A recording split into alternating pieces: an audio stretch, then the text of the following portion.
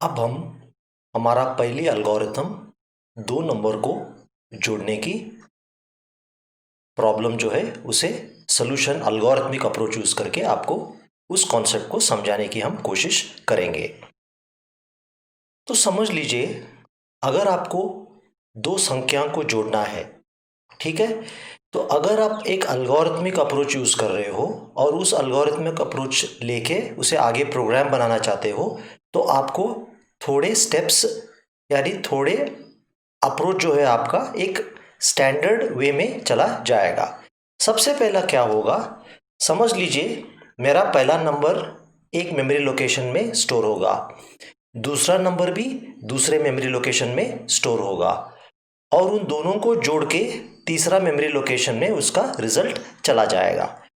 तो अब हम क्या कर रहे हैं, समझ लीजिए हम पहला मेमोरी लोकेशन का नाम रख देंगे ए, दूसरा मेमोरी लोकेशन का नाम रख देंगे वेरिएबल बी और इन दोनों को जोड़ के जो रिजल्ट आएगा उस मेमोरी लोकेशन का नाम रखेंगे हम सम। तो बेसिकली कॉन्सेप्ट क्या है, अगर आपको कुछ जोड़ना है, कैलकुलेशन करना है, वो सारे जो वेरिएबल्स होते हैं जैसे x y a b c, वो सारे आपको पहले मेमोरी में रखना ज़रूरी है। तो हर मेमोरी क्या होता है, मेमोरी को एक एड्रेस होता है, लेकिन हम एड्रेस रेफर करने बजाय हम उनका नाम से रेफर करते हैं। तो जैसे हमें और आपको कुछ नाम दिया है पेरेंट्स ने ताकि हमें पहचान में आए लोगों को और हमें बुला सके, इसी तरह हमको मेमोरी आइडेंटिफाई करने के लिए हम कुछ नाम दिए गए हैं। फॉर एग्जांपल पहले मेमोरी लोकेशन का नाम है ए, दूसरा मेमोरी लोकेशन का नाम है बी, तीसरा मेमोरी लोकेशन का नाम है सम।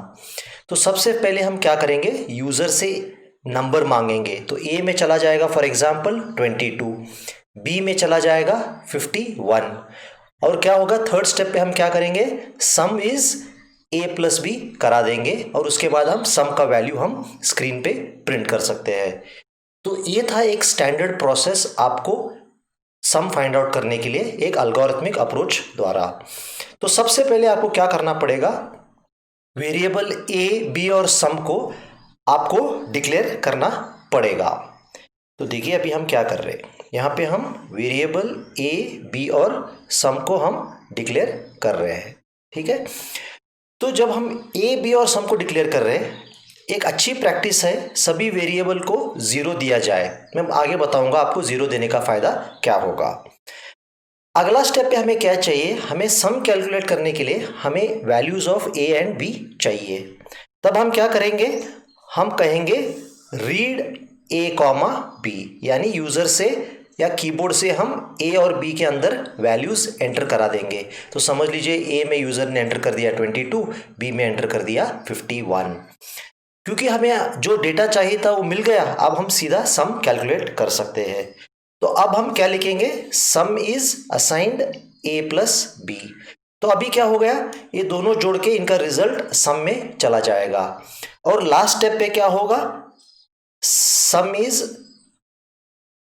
को प्रिंट करना पड़ेगा। तो इसलिए हम कह रहे हैं राइट डबल कोट में sum is, double quote and और सम।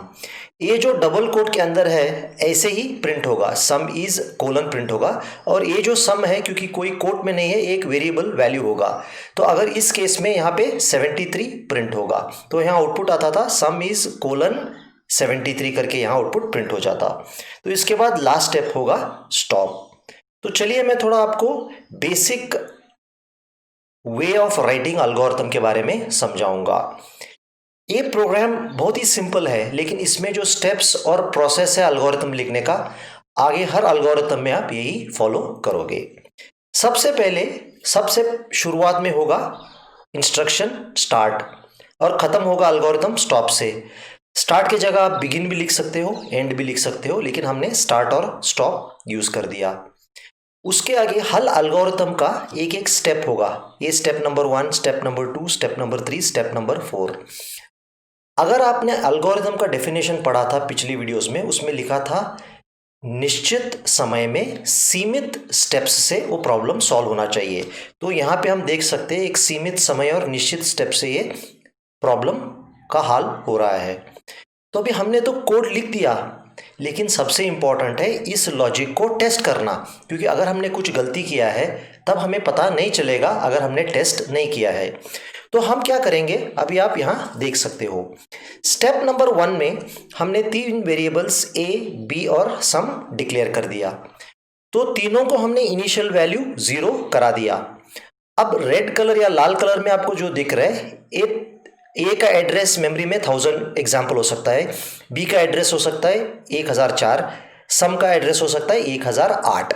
तो ये सारे तीनों सैंपल मेमोरी के एड्रेसेस है। ये एड्रेस नहीं होंगे, कंप्यूटर ऑपरेटिंग सिस्टम या कंपाइलर आपके लिए जो उस टाइम अवेलेबल होगा वो एड्रेसेस आपको एलोकेट करा देगा। लेकिन ए को हमने 0 कर दिया, बी को 0 कर दिया और सम को 0 कर दिया। तो अभी हम स्टेप 1 पे हम है। तो इसके बाद हमें क्या करना है, अभी हमें एक टेस्ट प्लान के अंदर एक टेस्ट टेबल हमने बनाया है। टेस्ट टेबल इस तरह होगा। अगर आप देखोगे टेस्ट टेबल में क्या होगा, हर वेरिएबल जो है ऐसे एक कॉलम में रहेंगे। यहाँ ए हो गया, यहाँ बी हो गया और यहाँ सम हो गया। तो यहाँ हमें लिखा है ए इनपुट होगा, बी भी इनपुट होगा और सम आउटपुट होगा। ये टेस्ट टेबल का फायदा क्या है, आपका लॉजिक सही है या नहीं, आपको फाइनल स्टेप में आपको पता चलेगा कि रिजल्ट सही आ रहा है या नहीं। अगर लॉजिक गलत है तब आपका रिजल्ट सही नहीं आएगा। तो ए बी सम 0 हो गए। अगले स्टेप पे समझ लीजिए हम रीड ए कॉमा बी कर रहे हैं। तो हमने यहाँ क्या कर दिया, ए के अंदर 22 रीड करा दिया, बी के अंदर 51 रीड करा दिया। तो स्टेप नंबर 2 भी अब तक ठीक लग रहा है। स्टेप नंबर 3 पे क्या कर रहे हैं हम, sum is assigned a plus b, यानी ए प्लस बी जोड़ के सम में इसका रिजल्ट चला जाएगा। पहला राइट साइड का कैलकुलेशन होगा, फिर इसका रिजल्ट लेफ्ट साइड में चला जाएगा। तो अभी क्या हो गया, ए तो वैल्यू सेम है, बी सेम है, लेकिन सम क्या हो गया, दोनों जोड़ के सम में चला गया 73। और लास्ट स्टेप पे क्या है, राइट सम इज, तो 73 जो है स्क्रीन पे आउटपुट होगा। तो आपको स्क्रीन पे कैसा दिखेगा, मतलब ऐसा प्रिंट हो जाएगा, स्क्रीन पे इस तरह प्रिंट हो जाएगा। स्क्रीन पे ऐसा होगा, सम इज कोलन और उसके बाद आंसर 73 आएगा। ये जो भी डबल कोट के अंदर है वैसा ही प्रिंट होगा, क्योंकि ये कांस्टेंट मैसेज है। और ये जो 73 था यहाँ का सम का था, इसलिए वेरिएबल था और इसका वैल्यू यहाँ प्रिंट हो गया। अभी आपको इस टेस्ट टेबल का महत्व बताता हूं। लॉजिक सीखने में सबसे अच्छी बात यह है, आपको किसी का मदद नहीं चाहिए आपका लॉजिक चेक करने को। क्यों?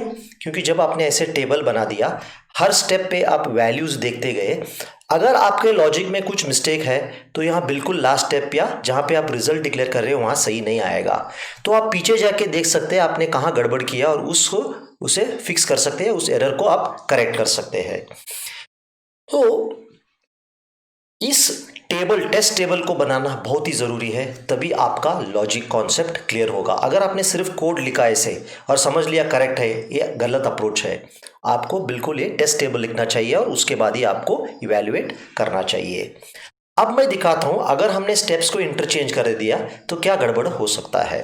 तो देखिए अभी हम क्या कर रहे हैं, यहाँ पे हम ये जो रीड है, ठीक है, इसको हम स्टेप 2 से समझ लीजिए इसे स्टेप 3 करा दे रहे हैं। ठीक है, तो सबसे ऊपर क्या करा रहे हैं हम, sum is a plus b. ठीक है, इसके आगे हम क्या करा रहे हैं, इसके आगे रीड।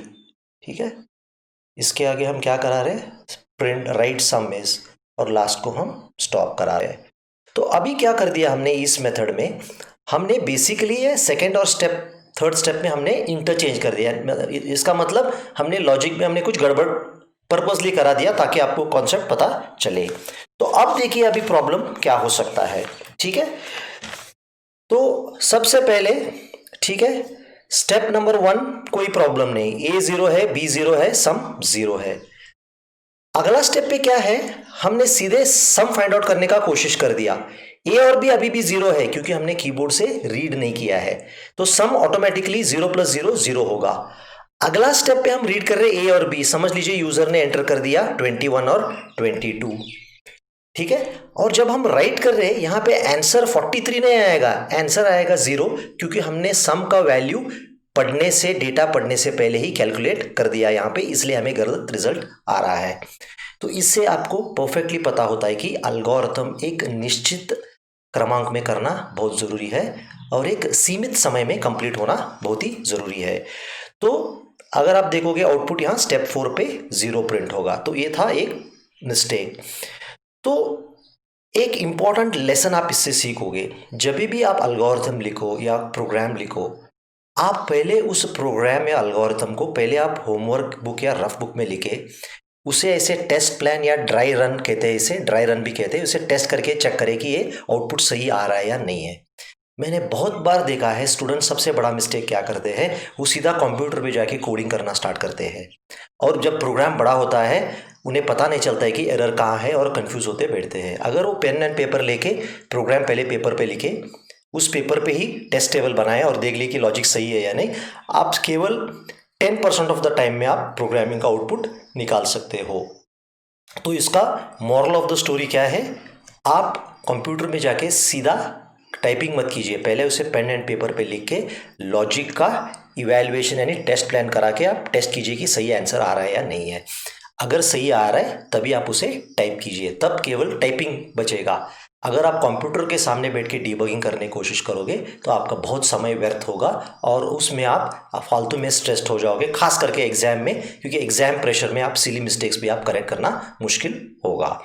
तो इसके साथ अभी क्या हो गया, हमारा फर्स्ट एल्गोरिथम का एक्सप्लेनेशन खत्म हो गया। तो इसके की आइडियाज क्या थे, एल्गोरिथम में स्टार्ट स्टॉप होगा, एक सीक्वेंस होगा, स्टेप 1 स्टेप 2 स्टेप 3 स्टेप 4, इनका सही क्रमांक होना बहुत ज़रूरी है। और मोस्ट इम्पॉर्टेंटली आपको कॉलम्स बना के वेरिएबल का नाम दे के स्टेप बाय स्टेप वेरिएबल्स में क्या चेंजेस हो रही है उन्हें देखना पड़ेगा, तभी आपको पता चलेगा कि लॉजिक में एरर है या नहीं है। और लास्टली मोस्ट इम्पॉर्टेंट, आप हमेशा पहले प्रोग्राम पेन और पेपर लेके लिखिए, वहीं पे इवैल्यूएट कीजिए, टेस्ट कीजिए टेस्ट प्लान द्वारा। अगर वो प्रोग्राम सही लगा तभी आप टाइप कीजिए, आपका प्रोग्रामिंग स्पीड ऑलमोस्ट 50-60% बढ़ जाएगा। आपको जो प्रोग्राम टाइप करते 1 घंटा लगेगा, आप शायद 30 मिनट या 40 मिनट में वही सेम प्रोग्राम खत्म होगा। इसे आप एक कोडिंग का बेस्ट प्रैक्टिस मान सकते हैं और ये बड़े बड़े प्रोग्रामर भी इसे सजेस्ट करते हैं।